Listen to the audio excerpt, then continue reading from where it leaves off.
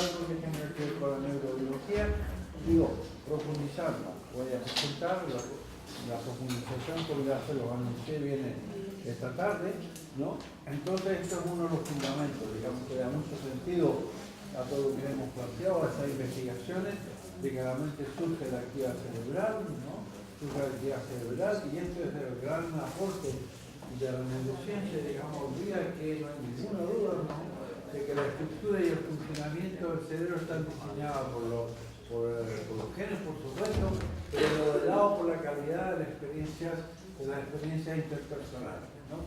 Eso es una idea fundamental, ¿no? O sea, los genes dan el insumo, pero la concretización, ¿no?, de la organización y el funcionamiento realmente depende de la calidad de las relaciones interpersonales, ¿no? Y por lo tanto, las experiencias interpersonales que favorecen el desarrollo de la mente sana, ¿no es cierto?, son las productoras de buenos tratos, ¿no? Y de ahí el paradigma de los buenos tratos, al que hay que definir de qué estamos hablando cuando hablamos de buenos tratos, ¿no es cierto?, desde la concepción, la vida uterina, la infancia hasta la adultez, ¿no? Entonces, cuando hay buenos tratos, estos conceptos de buenos tratos que acompañan, digamos, al niño o la niña, que puede ser un adulto, garantizamos el desarrollo sano de una mente, el desarrollo de una mente sana. Es una garantía, digamos. Por lo tanto, por eso que decíamos antes, que si estamos aquí es porque tuvimos nuestros contextos interpersonales más significativos fueron los buenos tratos, ¿no? Y cuando esto le ocurre, ¿no es cierto?, la reparación y la recreación de la mente, ¿no es cierto?, ¿no?, es el resultado, digamos, también de ofrecer relaciones interpersonales de buenos tratos. ¿Por qué? Porque de alguna manera son los buenos tratos los que van a estimular algo que ya existe, que es la plasticidad, ¿no es cierto?, y los procesos de autoorganización cerebral, ¿va? El cerebro, ¿no?, el cerebro como sistema, como órgano, es un órgano que tiene una enorme plasticidad y tiene un proceso y digamos, esta plasticidad le permite un proceso de autoorganización cerebral. Eso le da mucho sentido a lo que hacemos, ¿no? Porque si estuviéramos trabajando con sistemas que no tuvieran esa plasticidad y no tuvieran esa capacidad de autoorganización cerebral, ¿no es cierto?, nuestro aporte fundamental es ofrecer relaciones interpersonales que son estímulos para esta capacidad, ¿no? Y esto tiene esto uno puede ampliarlo mucho porque puede tener una aplicación práctica muy interesante. ¿Por qué? Primero, porque justamente el daño, cuando el daño es el daño, ¿no es cierto?, disminuye, por supuesto, disminuye la plasticidad.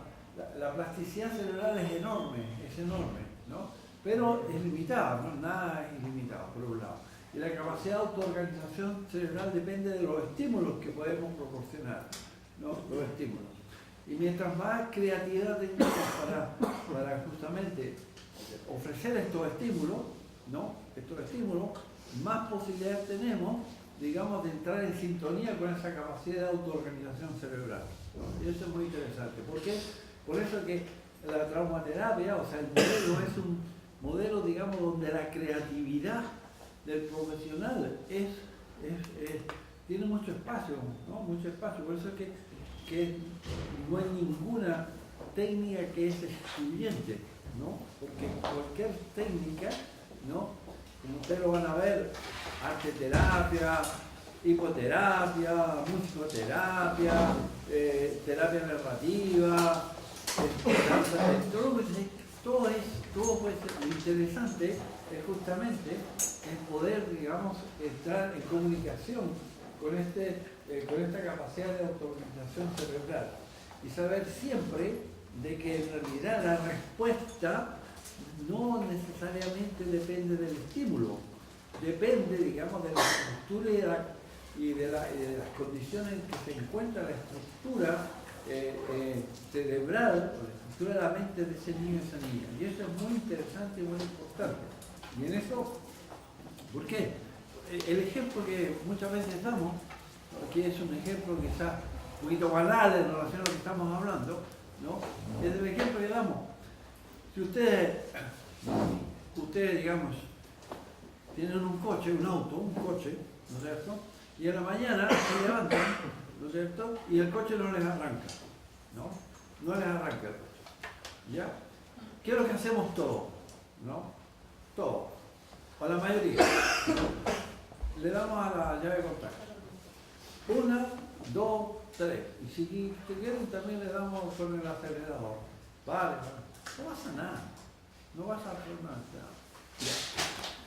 Lo más probable es que si seguimos estimadamente haciendo lo mismo, vamos a agravar el problema. E incluso si lo bajamos y abrimos el capot y movemos algunos cables y sale nada de mecánica, no, vamos a complicar el... No. ¿Por qué? Porque el estímulo, porque el problema no está en tu mano. Tu mano no pertenece a la estructura del coche, ni el pie tampoco, ¿no? Entonces, el coche tiene su propia estructura, ¿no es cierto? Su propia estructura. Él conoce la estructura del coche, tiene mucho más posibilidad de hacer que el auto arranque. Por eso llamamos al raco, a la grúa o al, ¿no? Y el tipo, no sé, arranca, ¿no? Y eso es muy interesante, como modelo, ¿me entienden? Como modelo. Porque la idea, digamos, ¿no? La respuesta, ¿no? De la estructura de un niño, de la estructura de la mente de un niño, de un adulto, no depende necesariamente del estímulo. El estímulo, digamos, es un estímulo. Mientras más capacidades tenemos de utilizar diferentes estímulos, más posibilidades tenemos, mientras mejor conocemos. Lo diré de otra manera.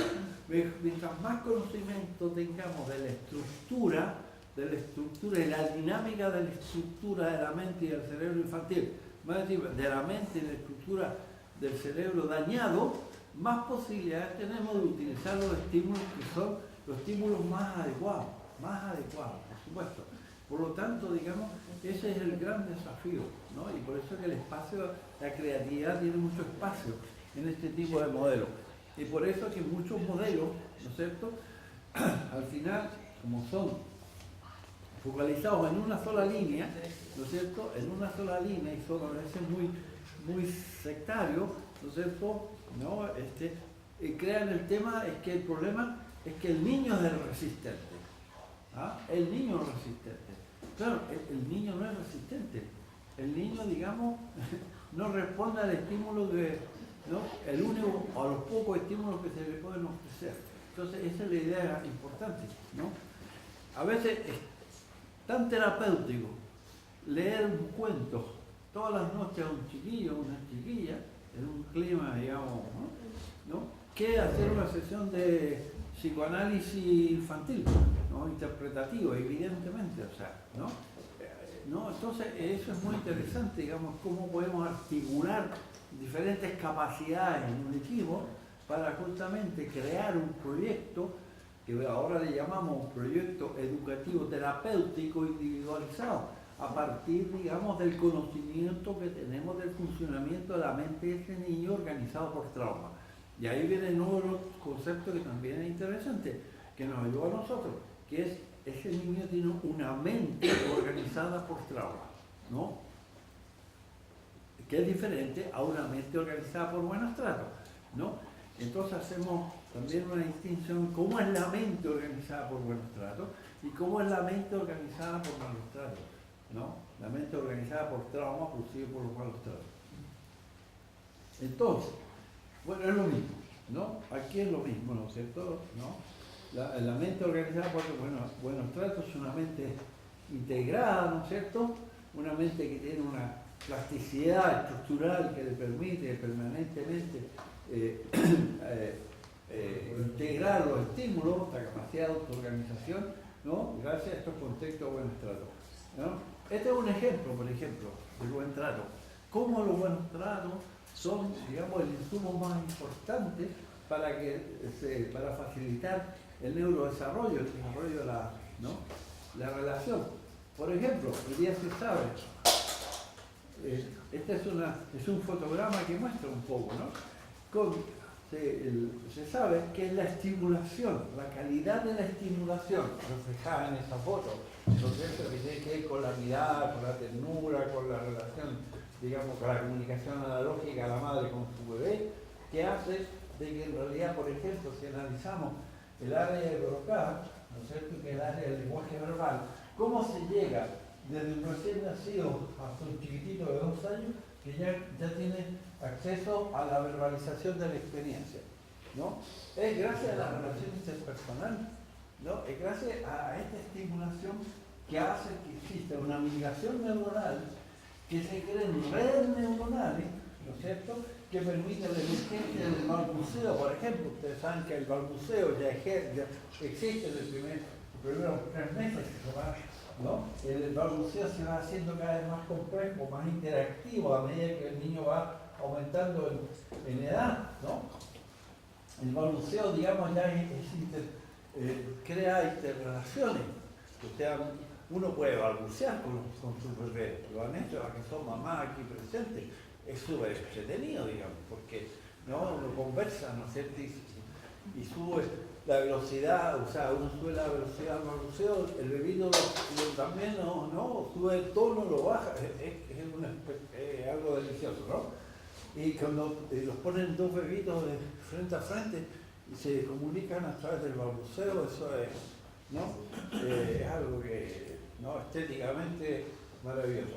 Bien, ahora bien, es gracias a eso, a esa estimulación, gracias al cariño, al afecto, a la estimulación, y también la nutrición alimentaria, ¿no es cierto?, es que se produce, digamos, conexiones, la sinapsis se producen, las migraciones neuronales, la sinapsis, la mielinización, es el resultado, digamos, de este proceso que se va a concretizar en que un niño bien tratado, ¿no?, al año ya tiene, ¿no es cierto?, un lenguaje comprensivo, ¿no?, tiene una área neuronal que le permiten comprender, ¿no?, el sentido de las palabras, ¿no?, pero a lo mejor no puede decir perro, ¿no? A lo mejor, ¿no?, mamá o papá quizás, ¿no?, los monosílabos, las cosas más simples sí, pero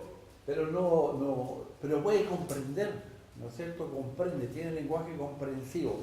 Y en cambio, ya a los 28 meses, ya a los 2 años ya pueden hablar como, ¿no? Son charlatanes los chiquillos, ¿no? Mientras más estimulación tienen. ¿Por qué? Porque han adquirido, gracias a esta relación interpersonal de buen trato, esta capacidad. Lo difícil es que en el trauma temprano esto no ocurre, ¿no? Este es solamente un ejemplo. En el trauma temprano podemos tener un niñito de 2 años que no tiene ni siquiera lenguaje comprensivo, ni tiene lenguaje, ni expresión, digamos, después no verbalizan, ¿no? Y no tiene capacidad de interactuar con el otro. Pero para no morirse, porque necesita mantener la estimulación para que estos, digamos, desarrolle un cerebro que asegure la sobrevivencia, ¿qué es lo que hace un bebé abandonado en un orfanato? ¿No? O en una situación de negligencia, ¿qué hace? Se autoestimula, se mece, ¿no es cierto? El nacimiento, ¿no? Se mece, o crea estereotipias, ¿no? Estereotipias, perdón, ¿no? Y cuando dejan de estimularse y no tienen un estímulo interpersonal, ¿qué les pasa? Se mueren. Eso es lo que llamaba la depresión analítica, el hospitalismo. El origen del hospitalismo es el abandono, la falsa, no hay contacto, ¿no? El hospitalismo era niños que recibían un biberón, pero no los tomaban en brazos, que recibían insumos alimentarios, ¿no? Ahora bien, insumos alimentarios pues no los tomaban en brazos, no tenían una mirada, no tenían ese estímulo necesario para producir este neurodesarrollo, por eso es que se morían, ¿no? Por eso es que muchos niños adoptados, ustedes ya saben, incluso adolescentes tienen que tener algunos casos, de que en situaciones de estrés o situaciones de conflicto se empiezan a crecer, ¿no? O niños menores, o el tema de la pipa, o el tema de esto, que tienen que mucho que ver con esa falta de estimulación. Entonces ese es el gran desafío, digamos, ¿no? De cómo trabajar con los padres para decir que lo que necesitan a lo mejor es más tiempo, más afecto, más contacto físico, más, ¿no es cierto? Todo tiene que ver con ese conocimiento.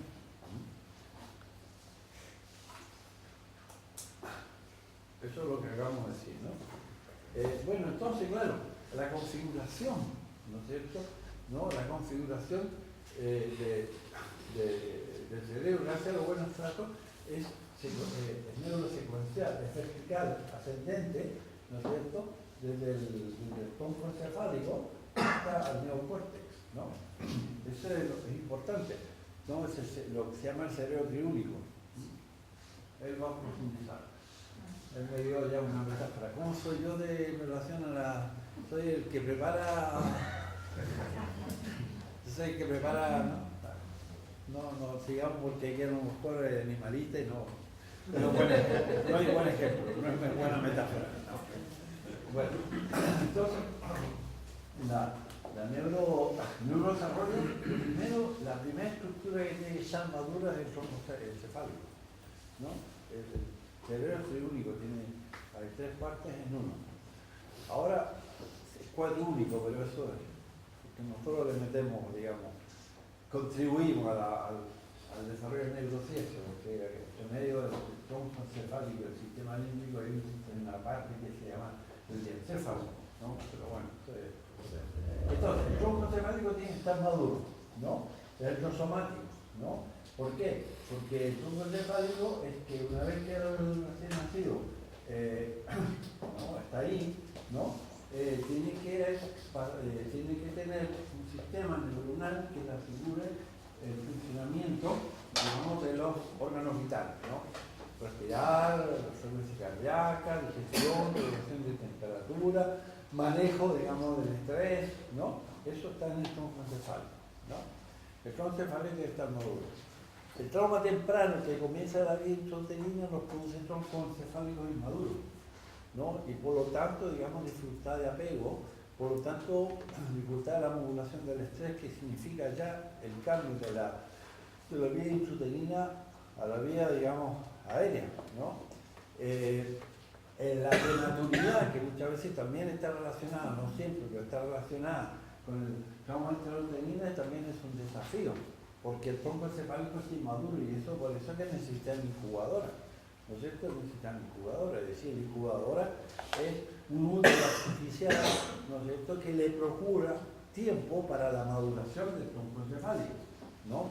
Con todo lo que significa el riesgo, digamos, de que no se concretice o no se materialice la relación de apego. Afortunadamente, esto se ha ido integrando en los sistemas de neonatología, ¿no? Y día se ha ido integrando de tal manera que permiten que una parte del tiempo, ¿no es cierto?, las madres puedan, la figura de apego puedan estar en contacto con los bebés, digamos, los puedan tomar en brazos, les puedan hablar, les puedan mirar, ¿no es cierto?, les puedan sonreír, ¿no?, les puedan cantar una canción de cuna, ¿no? Eso es importantísimo para la prevención de los trastornos del apego en el caso de la prematuridad, ¿no? E incluso los colombianos no se dieron cuenta, y fue por el tema de que cuando hay pocos recursos, la creatividad hay que amplificarla. Los colombianos descubrieron de que como no tenían suficientes incubadoras, ¿no?, la incubadora la pueden reemplazar por el cuerpo de la figura de apego. Entonces los prematuros, incluso ya de muy bajo peso, para evitar que se muriera, los ponían encima del cuerpo de la madre. La incubadora era el cuerpo de la madre, ¿no es cierto?, conectado con el oxígeno, conectado con la alimentación parental, con todo lo que el niño necesita, ¿no? Pero la regulación de la temperatura y el apego era cuerpo a cuerpo. Fue una experiencia que se evaluó y que dio un resultado extraordinario, ¿no? Y de ahí, digamos, se ha ido implantando, ¿no es cierto?, se ha ido implantando, se ha ido modificando, ¿no? Y entonces no solamente la madre, sino que el padre también puede estar en el cuerpo, ¿no? Y como nosotros los chilenos nos gusta hacer bromas, incluso las suegras tienen un lugar ahí para es un tópico, ¿eh? Son tópicos que uno utiliza y no se reír a la gente. Porque si estuviera la madre de aquí no estaría hablando ni a la suegra. ¿No? El sistema, después el segundo nivel, que es muy interesante, ¿no es cierto? Ya son, ¿no?, es el sistema límbico, el cerebro emocional. El sistema límbico, ¿no es cierto?, es un sistema extraordinariamente importante para la supervivencia. Es el que transforma las sensaciones en emociones, ¿no es cierto? Transforma las sensaciones en emociones. Y el sistema límbico, una parte del sistema límbico ya está presente, digamos, de la vida intrauterina. Al final del embarazo ya está presente, o sea, ¿no es cierto? Y eso tiene mucho que ver, porque las sensaciones, ¿no es cierto?, dentro del útero, ¿no?, pueden ser agradables o pueden ser desagradables. Y lo que es la transformación de las sensaciones agradables o desagradables en emociones tiene que ver con una parte del sistema límbico que se llama la amígdala, ¿no?, que es muy importante la amígdala, ¿no? La amígdala, ¿no?, transforma las sensaciones en emociones, ¿no? La emoción del miedo, la emoción, digamos, ¿cómo se llama?, de la tristeza, las emociones de estar bien, de la alegría, etc., ¿no? Esa es la amígdala. Pero en el sistema límbico también existe otro órgano que es muy importante, que se llama hipocampo. ¿Por qué es importante? Porque el hipocampo permite la memorización de la emoción, ¿no?, las memorias emocionales. Entonces, cuando Van der Kolk nos propone esa metáfora tan extraordinaria del cuerpo, lleva a la cuenta, ¿no?, que todo lo que es, todas las sensaciones y todas las emociones se registran en el cuerpo, se somatizan en el cuerpo. Y por lo tanto, gracias a este sistema límbico, que al mismo tiempo traduce las sensaciones en emociones y al mismo tiempo las memoriza, ¿no? Y esto es muy interesante. ¿Por qué es muy interesante? Porque la diferencia, porque cuestiona mucho también, cuestiona entre comillas, o nos hace reflexionar sobre la idea del temperamento, ¿no? El temperamento es innato o es adquirido. ¿Ah? Ahora, toda esa diferencia entre lo innato y lo adquirido, digamos, se están, digamos, disipando, se están diluyendo. ¿Por qué? Porque en realidad, ¿no?, como existe amígdala, hipocampo, ya en los últimos meses del embarazo, por supuesto, ¿no es cierto?, si ya hay memorias emocionales, y estas memorias emocionales pueden ser desagradables o traumáticas, entre comillas, ¿no?, o no entre comillas, traumática puede ser que la expresión de la emoción es conductual, ¿no? El bebito cuando nace hipertónico, nace triste, nace irritable, ¿no es cierto?, nace un poquito inhibido, ¿no? No puede decir, estoy triste, tengo miedo, ¿no? Tengo miedo de que mi papá le pegue a mi mamá de nuevo, ¿no? Tengo miedo de que no me responda a mis necesidades, no se descubre por qué llora. No, el niño expresa, ¿no es cierto?, expresa a través de una conducta, ¿no?, su estado emocional, a través de una conducta, ¿no? Y el llanto es el primer medio de comunicación que tiene el niño para expresar su mundo sensorial y emocional. La conducta es una expresión motora, a través de comportamiento, conducta, y donde el llanto es una de las expresiones, ¿no? ¿Y por qué es tan importante saberlo? Porque el llanto puede volver luego una mamá, entre comillas, lo digo yo, son metáforas, yo amplifico, ¿no? El llanto, ¿por qué? Porque el llanto del bebé es un estímulo, ¿no es cierto?, que expresa una necesidad, es una comunicación de una necesidad, de un estado emocional, ¿no es cierto?, desagradable, ¿no es cierto?, un estado de necesidad, un estado de excitación de las redes neuronales, ¿no es cierto?, a través del cual el niño dice, compréndeme, te necesito, ¿no? Pero la madre lo puede escuchar como a partir de la reviviscencia. El llanto de un bebé puede hacer que una madre, digamos, un padre, una figura adulta, digamos, vuelva a revivir el horror de haber sido bebé, ¿no es cierto?, el horror de haber sido bebé y no haber sido atendido, de haber sido sacudido, de haber sido criticado, de haber recibido un golpe, ¿no es cierto?, ¿no? Y de haber, digamos, quedado con la soledad y la no satisfacción de su necesidad, ¿entiendes? Entonces, provoca una perturbación en la relación, que es una de las bases de los trastornos del apego, digamos, que van a ser profundizados mañana, ¿no? El sistema límbico en ese sentido se puede hablar mucho del sistema límbico. El sistema límbico, ¿no es cierto?, ahora, entre el sistema límbico encefálico, encontramos dos órganos que son muy importantes, que son el tálamo y el hipotálamo. No estoy haciendo un resumen, estoy haciendo un resumen. El tálamo y el hipotálamo. El tálamo, ¿no es cierto? Vamos a ver otra imagen que nos ayudaría más a esto. A ver si alguno por aquí. Sí, puede ser esto, ¿no? Sí, esto, ¿ves? Aquí tenemos el sí, tiene el láser, sí. debe tener un láser, pero Aquí el bot. vale. Lo que pasa es como Funciona. Si no, mire. Entonces, el cerebro límbico, o sea, ahí ven ustedes lo que les estoy contando, pero aquí está el ejemplo. ¿No? Hay muchos esquemas en Google, ustedes meten sistema límbico, cerebro emocional, y hay fotos mucho más bonitas que esta, ¿no? Entonces ahí tienen la amígdala, ¿no es cierto? Ustedes tienen el hipocampo, ¿no? Y otros organismos que son complementarios a todo lo que estamos diciendo, como puede ser la ínsula, la corteza cingulada anterior. ¿No? Cada uno de estos es un capítulo, cada uno de estos tiene mucho estudio en este momento, ¿no? Pero lo que nos interesa a nosotros hablar ahora de esta zona que tiene que ver con el tálamo, que es un...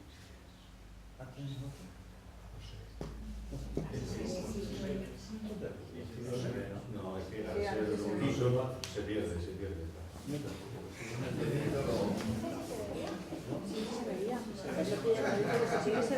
Entonces, lo que nos interesa, insistir, entonces, acuérdense que también hay dos zonas que se llaman tálamo y hipotálamo. Tálamo es como decir, como el Rafa lo dice, es un relevo, o sea, es un lugar donde se distribuyen las conexiones hacia arriba y hacia abajo, o sea, asegura las interconexiones en las diferentes partes, ¿no?, del cerebro, y además es una especie de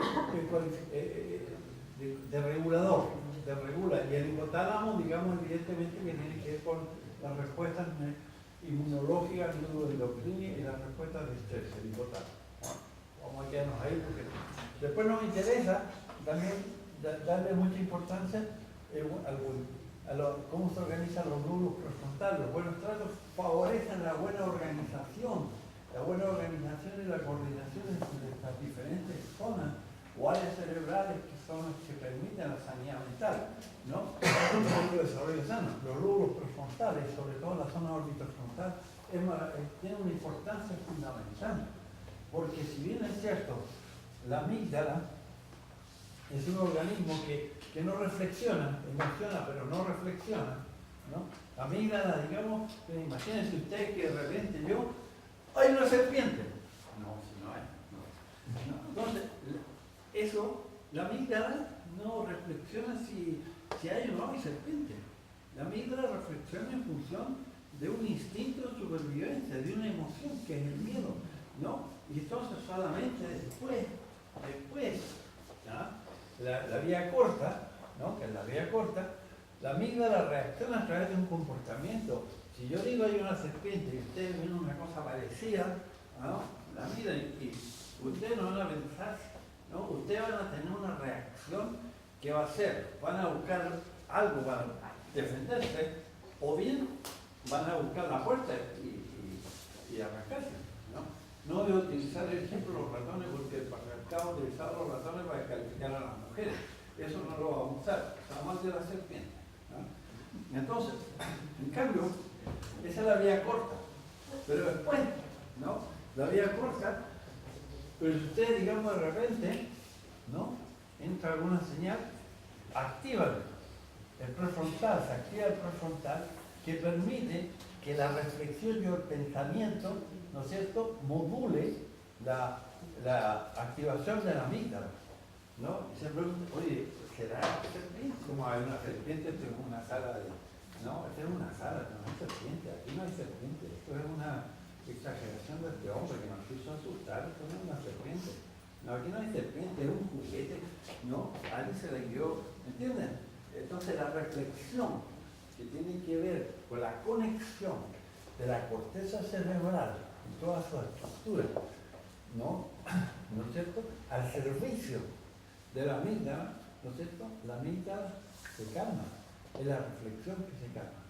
Entonces, todo esto, esta maravilla, después la organización de la corteza o el neocorte, toda esta buena organización y este buen funcionamiento tiene que ver con los buenos tratos, ¿no? Tiene los buenos tratos. Y cuando hablamos de trauma, todo esto se desorganiza, todo eso se desorganiza.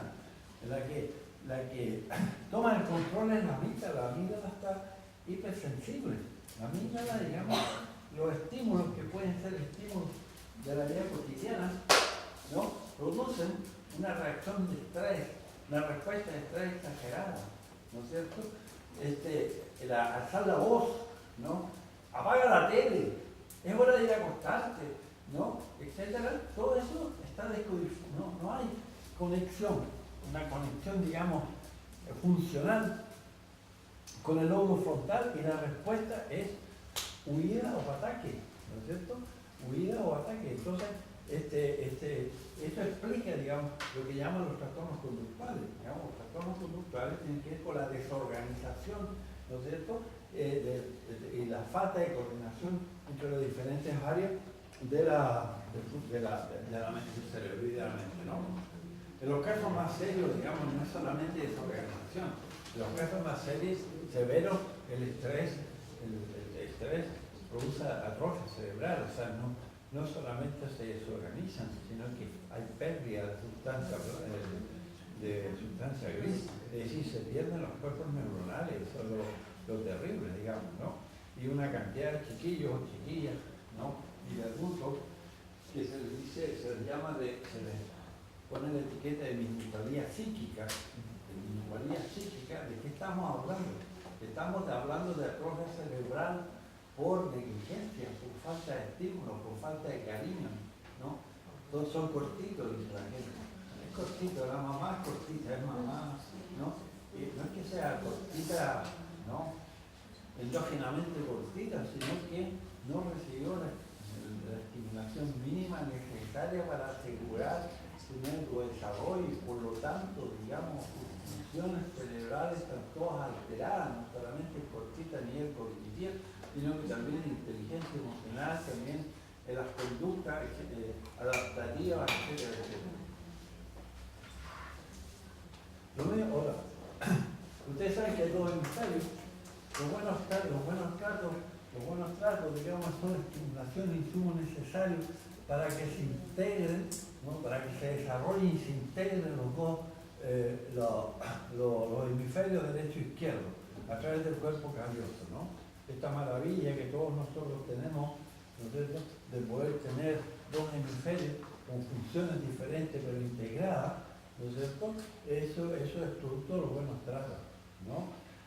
Es que las mujeres, por ser mujeres, neurobiológicamente tienen más desarrollado el hemisferio derecho, y por lo tanto, como tienen más desarrollado el hemisferio derecho, ustedes tienen más intuición, ¿no? Tienen las mujeres más capacidad de establecer relaciones, ¿no es cierto?, ¿no?, y tener esa intuición de que por ahí, yo creo que hay algo de eso, creo que hay algo, la práctica, la experiencia, ¿no? Porque como decimos nosotros, la mujer es muy interesante desde el punto de vista clínico, ¿no? A mí, como decimos los chilenos, a mí me tinca, ustedes decían, a mí me parece, ¿no? Tengo la ciudad, ¿no? Eso es el hemisferio derecho. Entonces uno aprende, digamos, a tenerle cariño y a tener confianza al hemisferio derecho, ¿no? En la clínica es importante. Ustedes, por supuesto, no van a hacer un informe al juez diciéndole que es según vuestro hemisferio derecho ustedes creen que bla bla bla. No, pero es importante que nos empoderemos, no tengan el valor que tiene el hemisferio derecho, y que muchas veces, si bien es cierto, el hemisferio izquierdo es más sistemático, más analiza, etcétera, también es importante, ¿no es cierto? Evidentemente la buena integración entre los hemisferios es fundamental. Cuando ustedes acuérdense que cuando hablen de trastornos del apego, ¿no es cierto?, van a ver que también cuando hay trastornos de la respuesta a las figuras de apego, ¿no es cierto? Hay chicos, chicas que van a tener que hipertrofiar una parte de los hemisferios para poder mantener, ¿no es cierto?, sentirse vinculados con el otro, ¿no? El ansioso ambivalente, el que llama la atención. ¿Qué hemisferio hipertrofia? El que llama la atención. El derecho, ¿no? El derecho tiene una necesidad de sentirse querible, querido, por lo tanto, digamos, ¿no? Y el evitativo, ¿cuál? El izquierdo, ¿no? La estrategia, ¿no? Este es hiperemotivo, hiperemocional, y este es hiperracional, hiperdistante, ¿no? ¿Entienden la idea? ¿No? En que la gente que tiene una mente organizada por buenos tratos tiene un buen equilibrio, una buena coordinación entre los dos hemisferios. Ahora, lo que es muy, no tenemos mucho tiempo, pero como un ejemplo, ¿no? Todo esto está modulado, regulado por la neurobiología, ¿no es cierto? La danza hormonal de los buenos tratos, ¿no? La danza hormonal de los buenos tratos, ¿no? Es decir, bueno, ahí hay, ¿no es cierto? Hay zonas de cuando la madre está embarazada, ¿no es cierto? Creo que lo tengo más claro aquí. No lo tengo, no. Esto, por ejemplo, ¿no? Esto es, ¿no? Es el embarazo, ¿no? Existe, cuando hay buenas condiciones, cuando hay entornos de buenos tratos, ¿no? ¿Qué ocurre? ¿No? El embarazo. El estrógeno y la progesterona, producida los ovarios y la placenta de la mujer estimulada, de la mujer embarazada, perdón, la madre embarazada, estimulan, digamos, el desarrollo de una zona neuronal, el área preóptica medial que está en el sistema límbico, ¿no? En el cual participa el hipotálamo, que estimula la atención de la conducta, que estimula la atención, ¿no? a las conductas de las crías, ¿no? Pero bueno, ¿no? Estimula, ¿no? Estamos más atentos, hay una preparación hasta atento a las conductas de las crías, ¿no es cierto?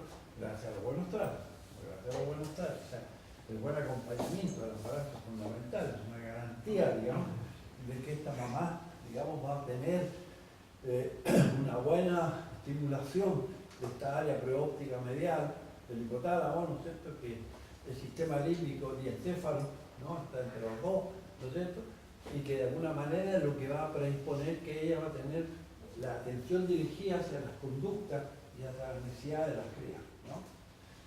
Imagínense usted, ¿no? Imagínense usted, esto es bonito decirlo, pero si esta madre está sometida al estrés de la violencia machista o de la pobreza, de la exclusión social, de un embarazo no deseado que fue, digamos, producto, digamos, de que la obligaron a tener relaciones sexuales o porque ella hizo relaciones sexuales, porque ustedes saben que, no sé, lo que sabemos hoy día, pero es otro tema, sabemos hoy día que la traumatización infantil acumulativa produce lo que se llama la sexualización traumática.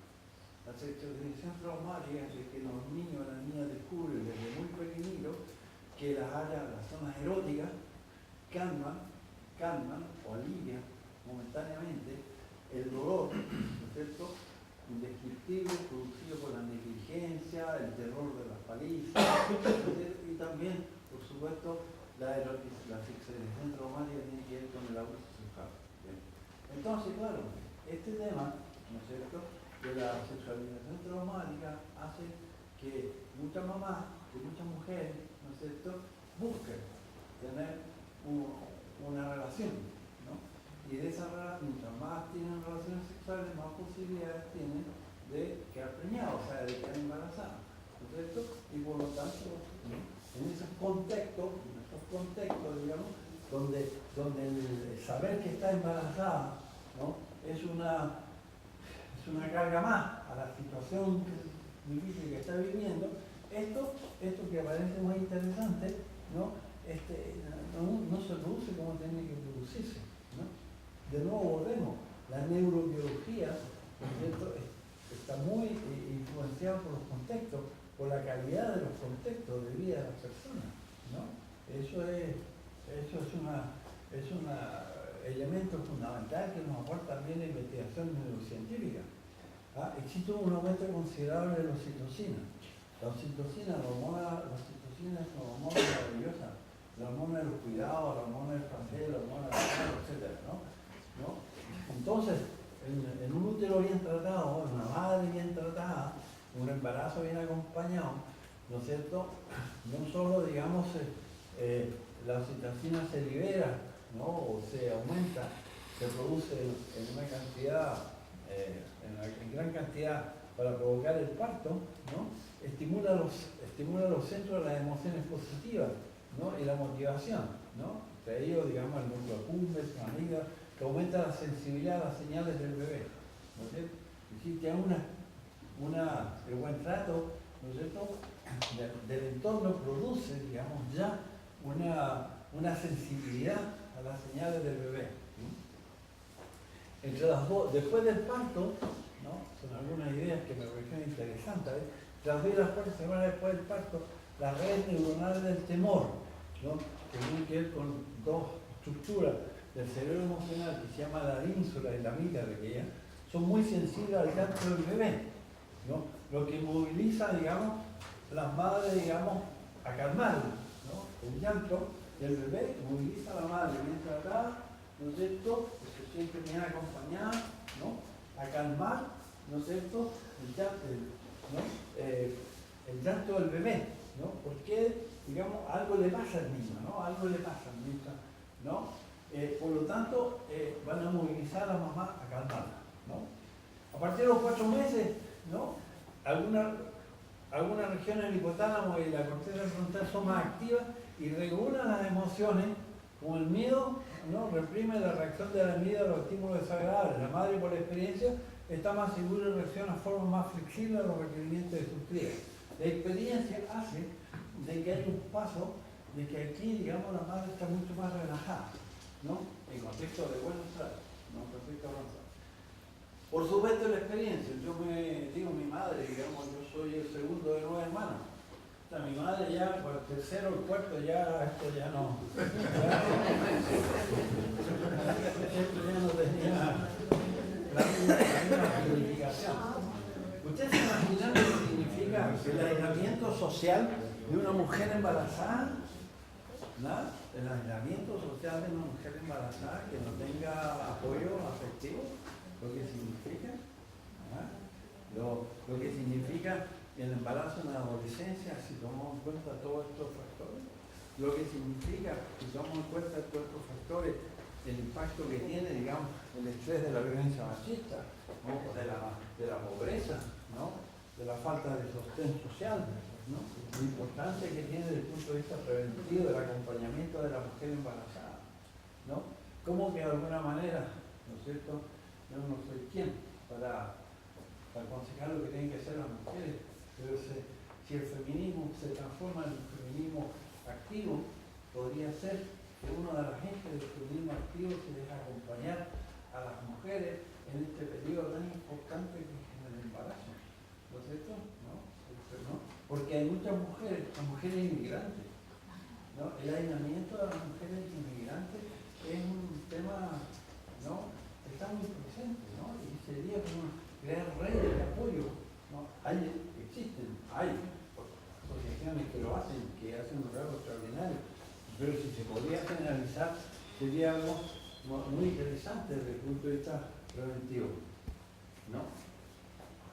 Bueno, entonces, volviendo un poquito atrás, bueno, esto es solamente para digamos, insistir sobre la importancia del paradigma del apego, ¿no?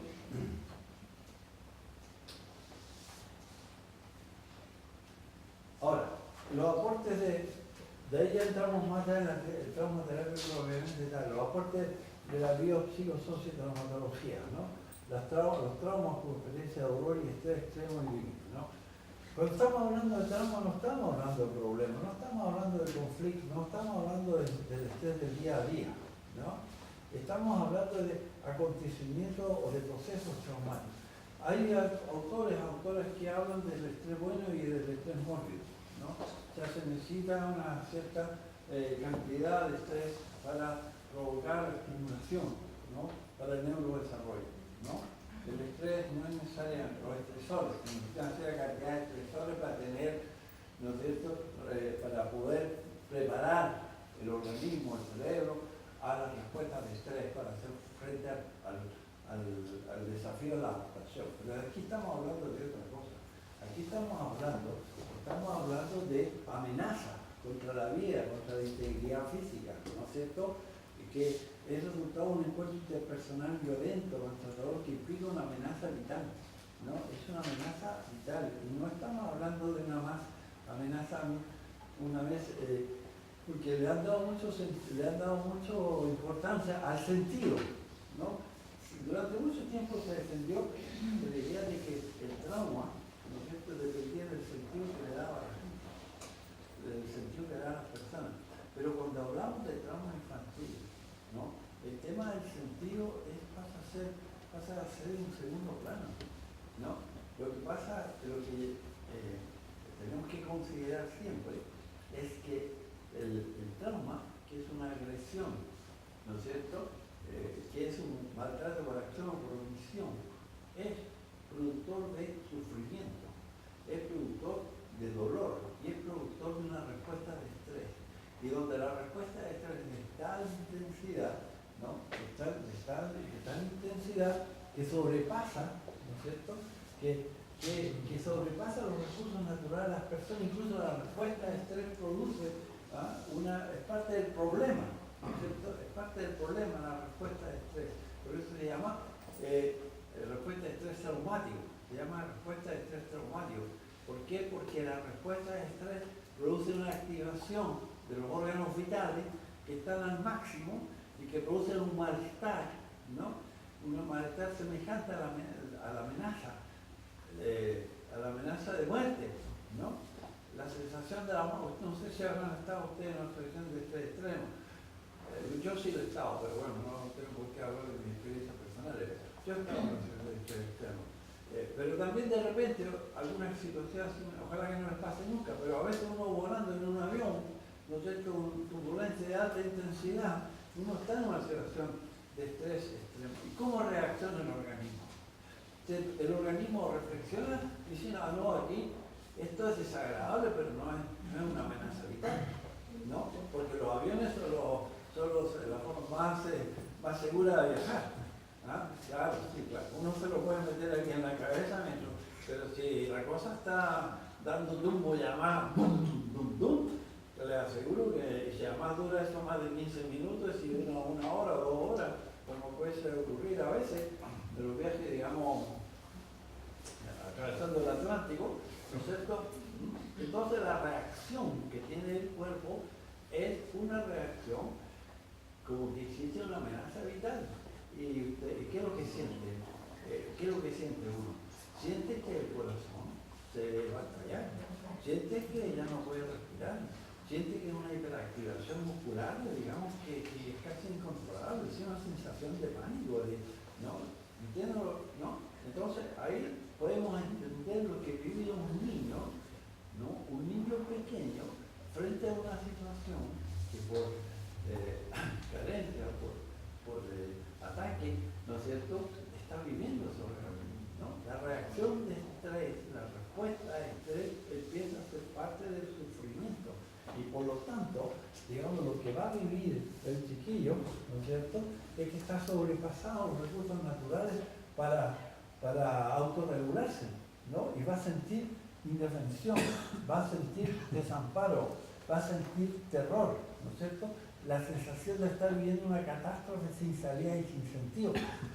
Junto con eso, el dolor y el sufrimiento.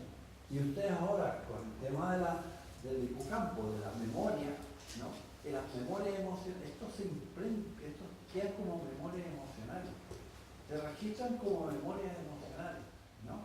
A veces se hace la relación, ¿no?, pero muchas veces no se hace la relación. Se actúa, las memorias emocionales traumáticas se actúan, ¿no? Se actúan. Y eso es que es muy importante tenerlo claro, ¿no? Cuando hablamos de oposicionismo desafiante por la palabra, cuando hablamos de trastornos conductuales, tiene que ver, digamos, en la actuación justamente de un sufrimiento interiorizado en el hipocampo como memoria emocional traumática, Y eso es importante que lo integremos y lo ser una mirada empática, va a ser una mirada empatizadora, una mirada mentalizadora, ¿no es cierto? Y eso es lo que le va a permitir a la niña sentirse, ¿no?, de una manera diferente, ¿no?, que un niño, digamos, que lo consideramos como un niño problema. No, no es un niño problema, un adolescente problemático, es un niño que tiene problemas o dificultades como consecuencia de lo que le ha tocado vivir. Entonces, claro, la traumaterapia sistémica es eso, ¿no? Es lo que ya decíamos al principio, ¿no es cierto? Y los fundamentos, ¿no?, es una experiencia relacional interpersonal, ¿no es cierto?, significativa en el contexto individual, familiar, grupal o comunitario, ¿no? ¿Cuándo se hace la opción? ¿No? La opción depende del estudio que hagamos, ¿no? No sé, por ejemplo, no podemos hacer traumaterapia, ¿no es cierto?, familiar cuando la niña ha sido abusada sexualmente por el padre. ¿Cómo vamos a reunir la familia? Cuando la madre, digamos, tiene un funcionamiento de personalidad límite, la pobre, porque tuvo un apego desorganizado, traumático durante su infancia, que se transformó en un trastorno de apego, un trastorno límite de personalidad. ¿Cómo, si ella no tiene empatía, o cómo vamos a someter a la chiquilla a una entrevista con la madre o una entrevista con el padre? ¿No? Eso hay que tener mucho cuidado, la elección de la forma en que vamos a operar. Tenemos que hacer elecciones, no podemos hacer, sí, por favor. No, iba a decir, en ese caso, por ejemplo, y si porque pasa.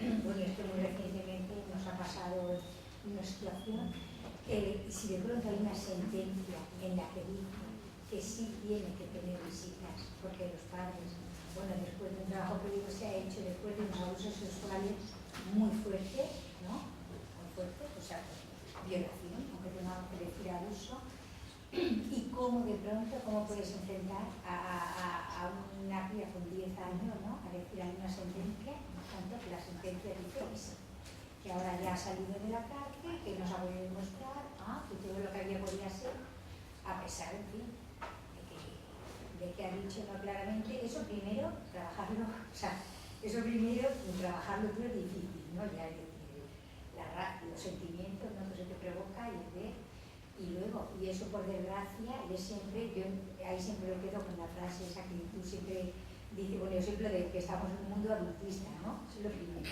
a ver cómo se maneja. Pero yo se lo veo muy difícil, que le dé menos daño hasta el punto de decir la verdad que dices.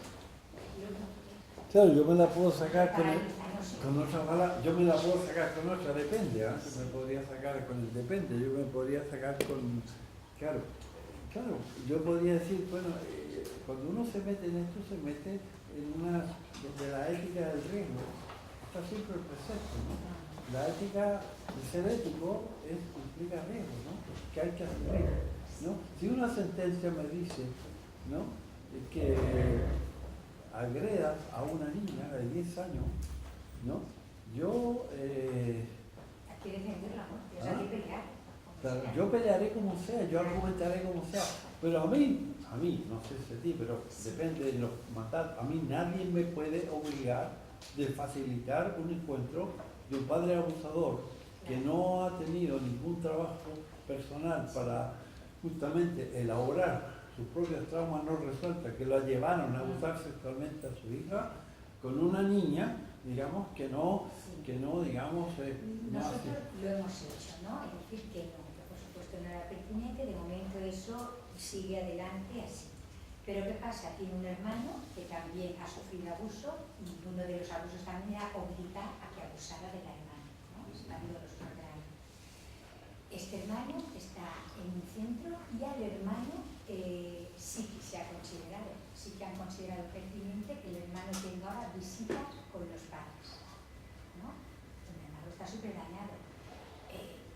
Y el hermano tenía también visitas con la hermana, ¿no?, que es la niña que yo veo. Y yo digo que, bueno, el verano va a ser sacrificar las citas con la hermana, cuando para mí era mucho más importante estar con la hermana, pero la hermana no puede entender eso. Y el crío no tiene capacidad para no decirle, ¿no? He visto a los papás, porque está siempre fabulando, ya le pide una carta, ¿no? Que estamos ahí en la postura de que no, de que tendrá que entenderlo, pero primero es protegerlo. Y ahora ver al hermano es hacerle más daño, el que ya tiene, que tiene muchísimo. Es una postura que hay que mantener y argumentar. Pero ahora, lo otro que nosotros decimos, claro, a esa niña y ese niño tenemos que hacerle un aporte, que es ofrecerle una traumaterapia. ¿No es cierto? La traumaterapia es un trabajo que dura por lo menos 1 año y medio, una traumaterapia. De tal manera de que podamos, trabajando los 3 bloques que van a explicitar los compañeros, trabajando los 3 bloques, estos chiquititos, digamos, puedan tomar conciencia de que de ayudarle a entender. Sí. Primero, ya entre las cosas que tenemos que ayudar en la traumaterapia, cuando hacemos el 3er bloque, en la terapia narrativa, ¿no es cierto?, corresponde a una terapia narrativa o de resignificación de la experiencia, es también que integren de que el sistema judicial no es justo. ¿No? Entonces, claro, esa es una postura ético-política, ¿no? Porque el sistema judicial, el procedimiento no es justo, ¿no? Está atravesado, digamos, por la estructura de dominación, no es justo. Entonces el chavalito podrá, ¿no? Si logramos influenciar, ¿no es cierto?, a través de una metodología, podrá, digamos, a lo mejor visitar a este hombre, porque lo obliga, pero no tendrá más recursos, digamos, para autoproteger su mente, la neuroprotección, ¿no? Entonces, claro, estas son estrategias, son caminos, digamos, alternativos, ¿no es cierto?, que no son omnipotentes, ¿no? Porque, ¿no?, dan esperanza, pero hay que entender el realismo del mundo en que estamos, ¿no? El mundo en que estamos. Entonces, lo que nosotros hacemos, porque lo que tú me acabas de escribir, yo también lo he hecho, y no ha tenido mucho valor que haya escrito libros, que sea quien sea, que sea consultor de la ONU, no ha tenido nada que ver ahí. ¿Ya? Frente a la jueza esa, ahí se fue, ahí, ¿no? Hemos tenido tener la máxima capacidad argumentativa, por lo menos para dejar por escrito cuál es la posición, dejarlo por escrito. No, eso me parece fundamental. Por eso es que me parece muy valiente esto de ¿cómo se llama?, de querer formarse, tener el máximo de elementos que te permitan argumentar a través de un escrito, a través de una argumentación bien estructurada, para que por lo menos cada uno asuma la responsabilidad que tiene que asumir, haciendo todo lo necesario para darle los insumos, ¿no es cierto?, que permitan fortalecer, desarrollar resiliencia en el niño y la niña, para que puedan de alguna manera salir del influjo, ¿no es cierto?, del influjo de la influencia, digamos, del que le hizo o de la que le hizo daño, ¿no? Del que le hizo daño directo y de la que le hizo daño indirecto porque no fue capaz de protegerlo, no ha partido por ella, ¿no? Y es lo que tenemos que seguir intentándolo hacer, ¿no? Se junta a veces eso, lo que decíamos, ¿no?, el entender la justicia, la medida también con la falta de comprensión por parte del entorno, ¿no? Por ejemplo, en el colegio. ¿Qué pasa? Una nena que la ves, ¿no?, por encima, pues muy bonita, o tal, a veces, ¿no?, como decía, o decir que la nuestra directamente. Es que yo pensaba, una práctica, ¿no?, que yo pensaba que era tonta, por cómo se quedaba, ¿no? Por entender simplemente, pues es el enrocamiento emocional, la falta, o sea, allí eso, el entender los padres que cuando no hablas que la cosa ya se ha olvidado, ¿no?, se ha pasado, no está ahí, ¿no? Y ahí echamos con el entorno, ¿eh? Claro. Pues que, bueno, ustedes se metieron en esto, ¿ah? Sí. Cada uno asume su responsabilidad. Yo hasta ahora no he tenido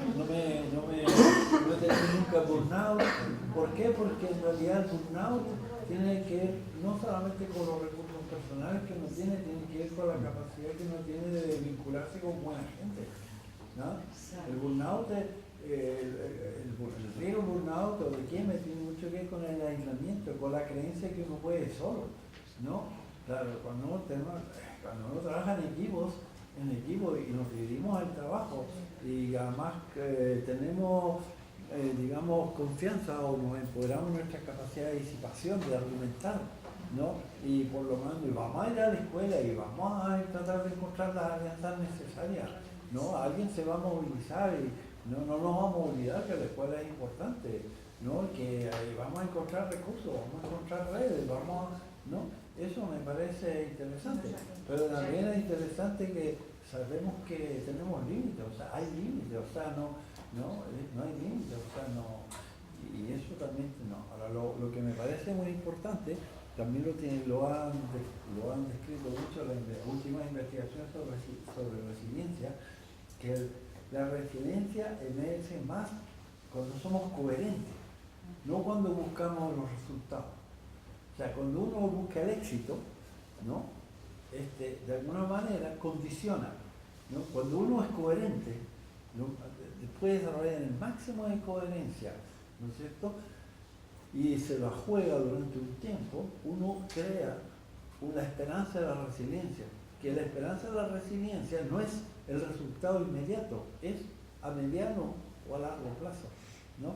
Y puede ser que este chavalito que tú me cuentas, que está muy dañado, que está en un centro, puede ser que en estos momentos está siendo de alguna manera estimulado, ¿no? Acompañado por un educador, una educadora, un psicólogo, un equipo, ¿no es cierto?, que le está dando los insumos necesarios para que en 5 años más, en 6 años más, tenga una historia diferente, ¿no? Y que de repente tengas tú, cualquiera de nosotros, la buena suerte de encontrárselo en la calle.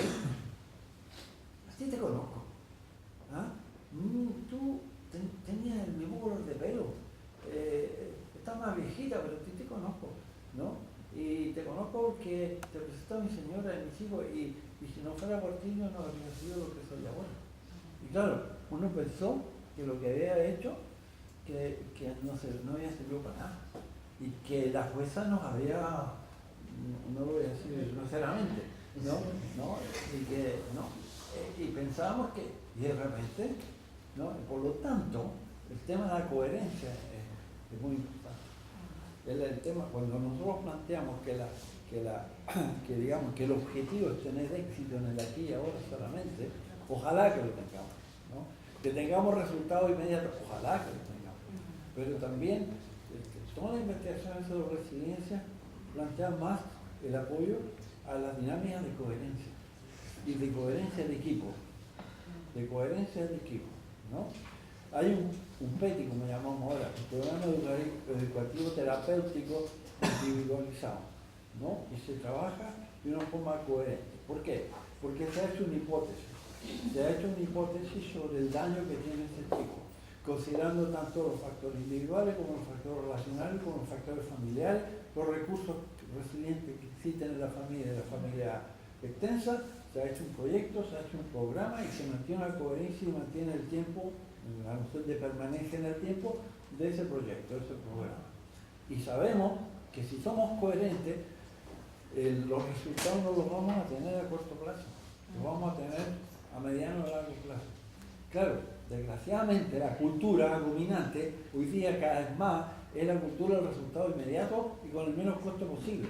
Eso es ¿me entienden? Eso es lo que también es contraproducente, porque nos ponen una presión, ¿no? Estamos bajo presión, digamos, ¿no? Y entonces podemos ser aspirados por esa presión.